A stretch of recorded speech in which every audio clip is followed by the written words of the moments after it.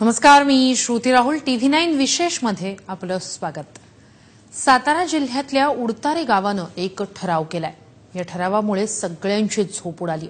हा ठराव नेमका काय आहे आणि हा ठराव करण्याची वेळ त्यांच्यावर का आलेली आहे, पाहूया या विशेष रिपोर्टमध्ये.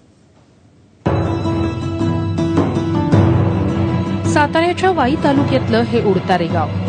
हायवेला लागून असलेल्या या गावातले ग्रामस्थ गेल्या काही महिन्यांपासून अस्वस्थ होते आणि या अस्वस्थतेतूनच त्यांनी एक धक्कादायक ठराव केलाय. हा ठराव आहे उडतारे गावाचा समावेश उत्तर प्रदेश या राज्यात व्हावा असा. महाराष्ट्राच्या या भूमीनं कायमच देशाला दिशा दिली आहे, पण याच महाराष्ट्रातल्या एका गावाला उत्तर प्रदेशात सामील व्हावंसं का वाटतंय त्यावर प्रकाश टाकण्याचा प्रयत्न करूया. गावच्या पाणी पुरवठा जी करते विहीर गावची, उडतारे गावची, या गावच्या विहिरीच्या ठिकाणी आहोत. या ठिकाणी अक्षरशः या विहिरीनं तळ गाठलेला पाहायला मिळत आहे. खूप कमी प्रमाणात या ठिकाणी पाणी राहिलेलं आहे. सांगायचं झालं तर उडतारे गाव हे या पंचक्रोशीमध्ये बागायत गाव म्हणून ओळखलं जातं.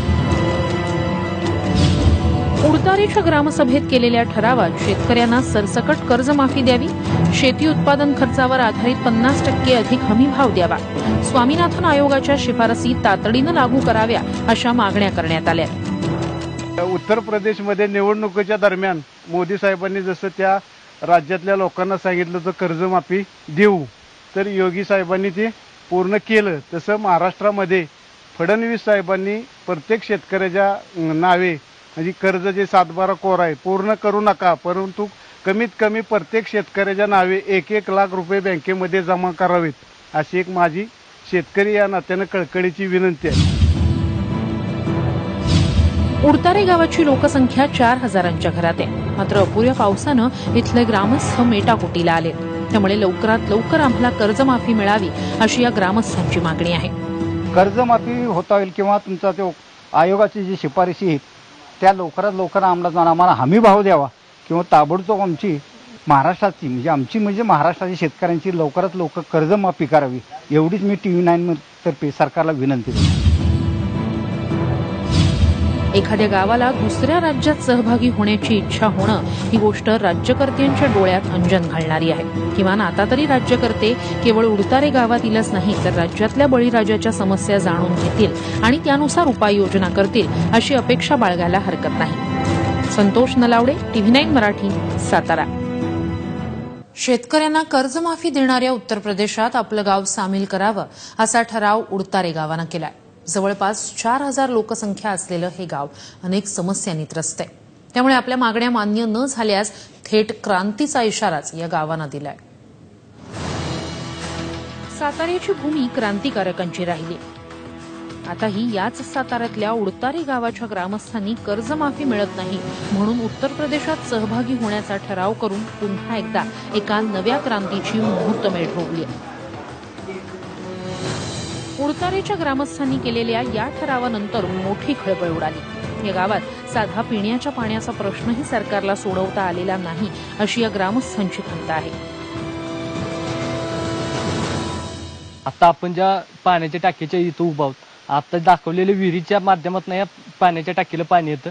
अशाच पद्धतीची एक स्कीम आम्हाला 83 लाख रुपयाची मंजूर होऊन आली होती, परंतु शासनाच्या काही चुकांच्यामुळे किंवा काही प्रश्नांच्यामुळे ती स्कीम परत माघारी गेलेली आहे. आमच्या गावचा जवळजवळ एक 25% भाग किंवा 50% भाग आमचा पाणी पुरवठ्यापासून वंचित आहे. सातारा जिल्ह्यातील उडतारे गावानं एक ग्रामसभेमध्ये एक अनोखा ठराव मंजूर करून घेतला आहे. तो म्हणजे या गावातील उत्तर प्रदेशमध्ये या गावाचा समावेश करून घ्यावा ही मागणी.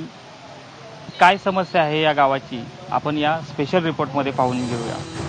या गावाकडे सरकारचं कशा प्रकारे दुर्लक्ष होत आहे याचा पाढा अन्य ग्रामस्थही वाचून दाखवत आहेत. पाहत असलेली शासकीय विश्रामगृहाची इमारत मी लहानपणापासून असल्यापासून म्हणजे अगोदर बऱ्यापैकी राजकीय नेते मंडळी इथं मुक्काम करून येऊन गेलेत, पण आता ह्याची म्हणजे आता बघतो एक 10-15 वर्षात त्याची फार बिकट अवस्था झाली आहे.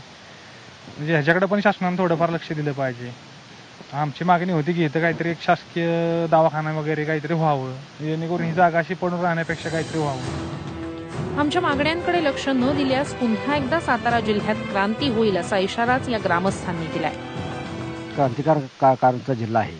ह्या जिल्ह्यामध्ये ब्रिटिश सरकारविरुद्ध क्रांतिसिंह नाना पाटील, किसनवीर, यशवंतराव चव्हाण अशा दिग्गज नेत्यांनी ह्या सरकारविरुद्ध आंदोलन पुकारलं.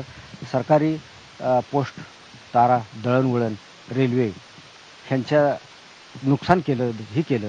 अगदी खाजगी सावकारांना सुद्धा त्यांनी वटणीवर आणलं. ज्या सावकारांनी त्यांची कर्जमाफी केली नाहीत त्यासाठी त्या शासनानं, ह्या सरकारनं त्याला त्यांच्या पायामध्ये सुद्धा खेळ ठोकले. स्वातंत्र्य चळवळीत याच सातारा जिल्ह्यानं इंग्रजांना सळो की पळो करून सोडलं होतं.